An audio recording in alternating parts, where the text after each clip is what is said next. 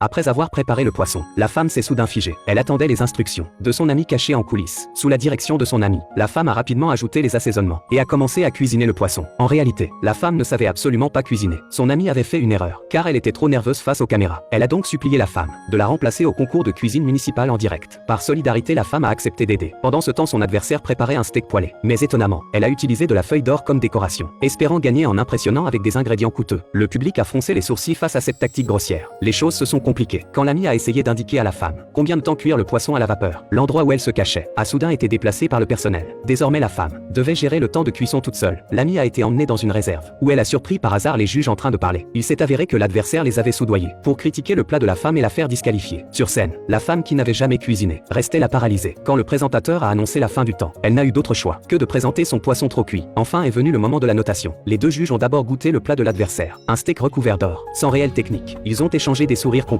et l'adversaire semblait confiant dans sa victoire. Mais quand les juges ont vu le plat de la femme, ils ont carrément éclaté de rire. Son poisson était clairement trop cuit, alors que l'adversaire était certaine de gagner. Les juges ont choqué tout le monde en annonçant la femme comme gagnante. L'adversaire furieuse a crié: son poisson est cramé, comment peut-elle gagner? Mais les juges ont expliqué: la feuille d'or que vous avez ajoutée a gâché le goût du steak. C'est un concours de cuisine, pas un concours de présentation. Un autre juge a même ajouté: franchement, les deux plats sont ratés. On a juste dû choisir le moins pire. La vraie raison pour laquelle les juges ont soudain agi équitablement, c'est que l'ami, après avoir surpris leur corruption dans la réserve, a fait irruption sur scène et a exigé qu'ils jugent honnêtement. Sinon, elle les dénoncerait. Pourtant, les juges n'arrivaient pas à croire à quel point les deux plats étaient mauvais. Alors, si tu étais juge, quel plat choisirais-tu?